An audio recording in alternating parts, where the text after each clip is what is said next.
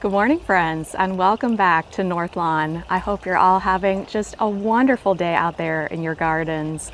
Today I'm dressed up because we're heading over to Longwood Gardens to see their cut flower garden, ornamental vegetable garden, idea garden, and flower garden walk together. But since this video is going to take the place of our weekly garden walk and talk, I wanted to show you what I harvested from the garden this week. I don't want you to miss any of these gorgeous flower bulbs in bloom. I first want to show you Roselily Ramona. That is this absolutely stunning double oriental lily. If you've never grown a rose lily before, I would highly recommend you give it a try. They have a very subtle, tolerable fragrance. They don't have any pollen, and they just bring such elegance. You know, I couldn't think of the right word, but I think they're really, here comes Grace. My husband just let Grace out. I think they bring so much elegance and grace into the garden. Do you want to say hi to my husband? He's like, no, I've got morning hair. So this is my recommendation for a double white rose lily. Now let me show you a pink one that I'm passionate about, and also an absolutely gorgeous gladiola that you must grow next year.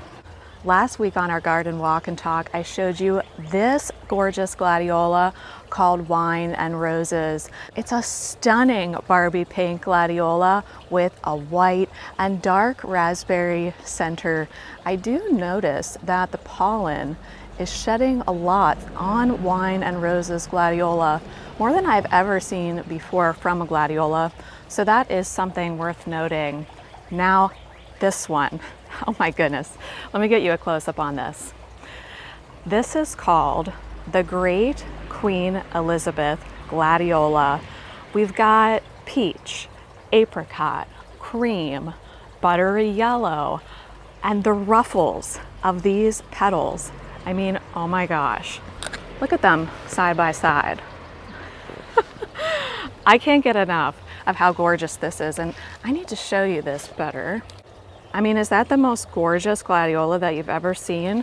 I think once we get home from Longfield today, I'm going to make an arrangement with pokeweed, these, the Great Queen Elizabeth gladiolas, and some apricot straw flowers. And I think that's it. I think I'm just gonna try to create a beautiful arrangement just with glads, pokeweed, and straw flower, and then I will show you that arrangement on our garden walk and talk.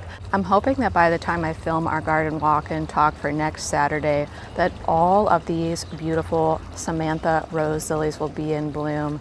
They're only about 50% open at the moment, but I have 50 planted on both sides of the main flower walk. Let's take a look at this rose lily right here, because I'm pretty sure this particular bulb has a virus. So I want to show you what that looks like so you can identify that if it happens to you. This is Roselily Samantha. You see how the hot pink coloring is splotched and almost appears to have a watercolor look to the petals. This is not how Roselily Samantha is supposed to look. Instead, it's supposed to look like this. These are all healthy looking Roselily Samanthas. If you like Stargazer Lily, but you find the fragrance overpowering, or you find the stems too tall, or you just want a rose lily version of Stargazer, I would recommend this one, Roselily Samantha. There's also another one we grew called Roselily Tatiana. I'm not sure if they're still producing that one, but that one also looks like Stargazer Lily, just in Roselily form. Here we have another bulb with some kind of a problem. I'm not exactly sure what the problem is right here, but I'll probably go ahead and pull that one and just leave all the healthy ones. I did also add in some purple sun patience into the main flower walk. We have some visitors this week, so I just wanted to pop in some new annuals that match the rose lilies nicely.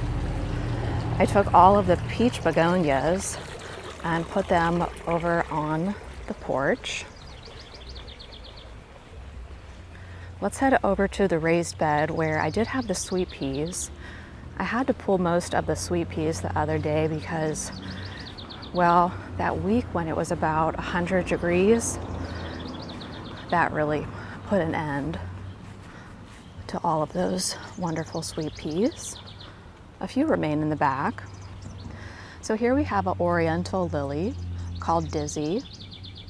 I still need to cut some of these and bring them inside and see how powerful their fragrance is.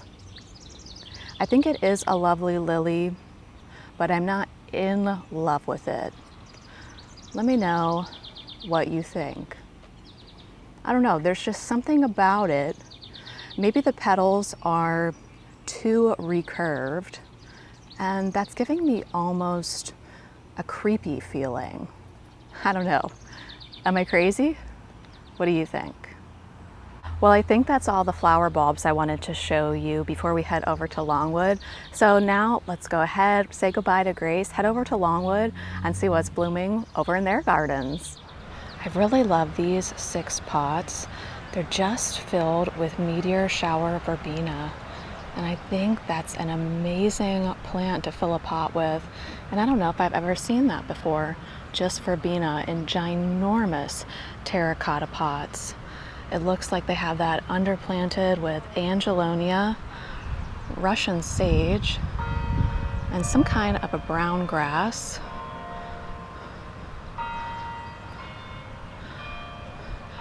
And then this new area is surrounded with limelight hydrangeas, white gomphrena, and caryopteris. That is really a striking display. These limelights are planted really close together. That's really a gorgeous color palette. The purples, the creamy whites, a hint of orange, and a hint of yellow.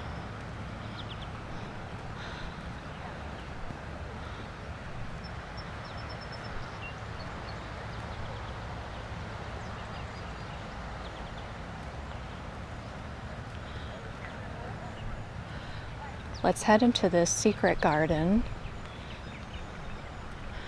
I know there's a lot of pots in this area, and they're usually filled with a combination of tropicals and annuals.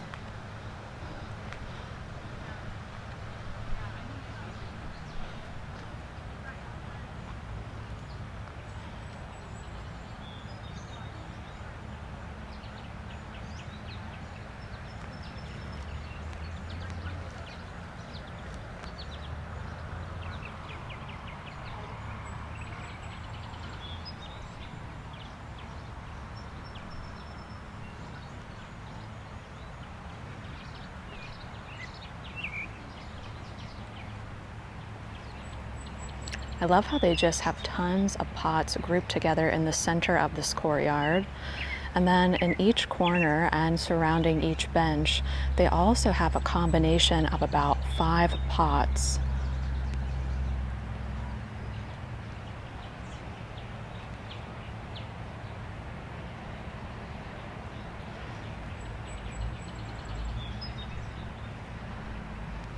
It just goes to show you that you can create a stunning garden full of color, full of all different kinds of plants, completely grown in containers.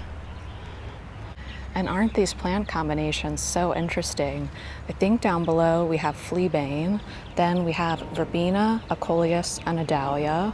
We have some beautiful grasses and some miniature dahlias. Dichondra silver falls, underneath a Japanese maple. It looks like that's a monstera that's being trained to grow up a pine. Very, very unique. I always love that garden. I love the color palette that they used in this garden this year. I see they have those lovely pink Mystic Dream dahlias. That's the single pink dahlia with the deep purple leaves. Tons of verbena. eucalyptus in each corner, pink angelonia, and then they're lining the interior with New Zealand hairy sedge, salvia right in front of that, and I've already seen 2 hummingbirds since I stepped into this garden. Over there is the perennial garden, and in the distance is the cut flower garden and the ornamental kitchen garden.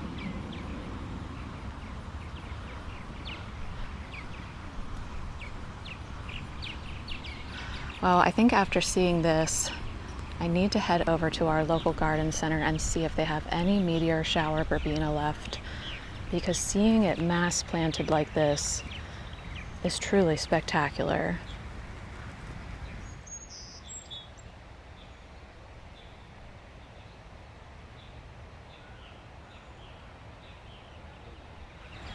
It looks like right here holding up their peppers, we have a white beech with dowel rods drilled into the white beech. I have never seen anything like that before. We have bamboo canes swooping one after another, lining the pathway that we're allowed to walk on.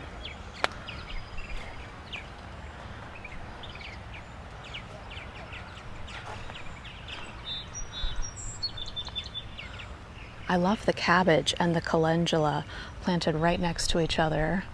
The difference in color there is really beautiful. It really pulls you in and makes you want to stay a moment at this row. Look at all their gorgeous onions. And then the entire line of this aisle is planted with 2 different kinds of corn and nasturtiums.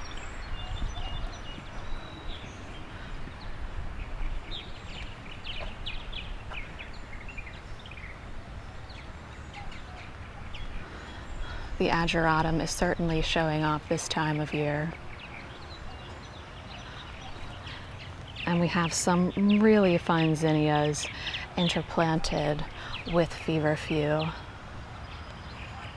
I see that this row that used to be delphinium in full bloom is now being planted with amaranth. That's a really great idea to plant amaranth and delphinium together. It looks like over here, oh wait, look at these plant supports. I don't know for sure, but if I had to guess, I would say that these branches are from a black cherry tree, just by looking at that smooth bark. That is a great plant support, completely free, no twine at all. And I see that they're growing hyacinth bean up it. And then this plant you see right here is a kind of sunflower with gray-green leaves. I'm not sure exactly what that is, and then maybe we have some squashes there. Really creative. Love that idea. The gladiolus interplanted with the pincushion flower is truly spectacular and backed up with some towering trumpet lilies.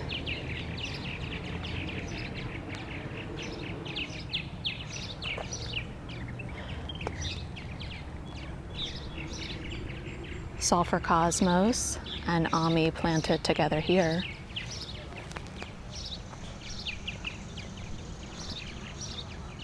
I recognize this vine because I tried to grow it a few years ago rather unsuccessfully. It's the cardinal climber vine. I like how they have it trained up this twine. And it'll be interesting to see if that makes it all the way up to the top by summer's end. Dara right here. Looks like there's some asparagus there.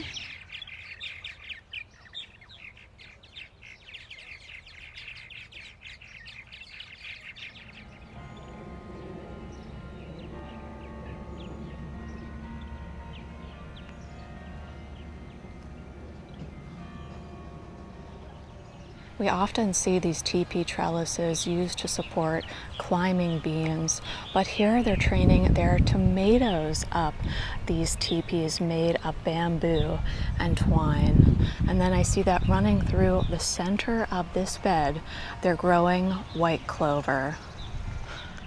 The vegetable and cut flower garden are fenced off, and on the exterior they have some really cool plants. Of course, they have those gorgeous marigolds and squashes. They also have French tarragon, and they have corn planted on the exterior, some amaranth and tithonia as backdrop plants.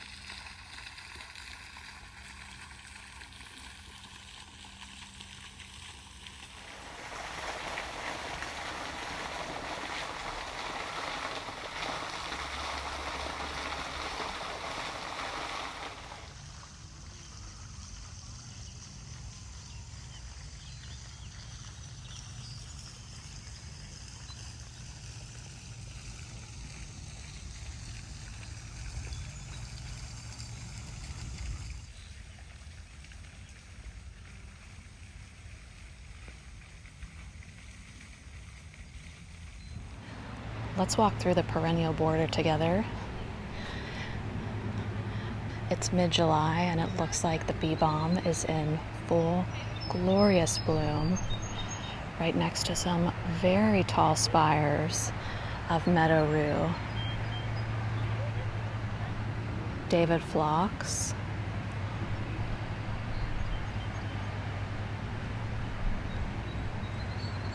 lovely daylilies and daisies, echinacea,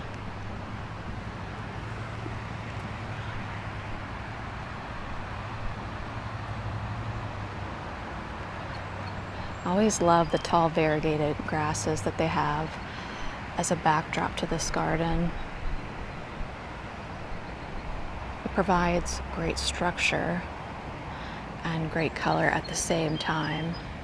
So what did you think of Longwood Gardens this year? I really love how they have the kitchen and cut flower garden intermingled together. It almost feels like one cohesive space. Even though the cut flower garden is on the one side and the vegetable garden is on the other, there is a little bit of crossover on both sides of that garden, which I thought was really nice. I also saw that they are no spray over in that garden. I'm not sure if that's how they did it in the past, but that was really exciting to see that sign. I think my number one takeaway was that mass planting meteor shower verbena is a great idea. And my thought is, why don't we mass plant meteor shower verbena in the book nook next year? Instead of doing the white sun patience, maybe we just mass plant meteor shower verbena and then do meteor shower verbena in the Paws from Henry studio. Let me know what you think about that. And let me know what was your favorite garden over at Longwood or container. I just love container gardening and I need to learn a lot more about it. Well, friends, I want to wish you a wonderful day out there in your gardens, and I'll see you sometime real soon. Bye.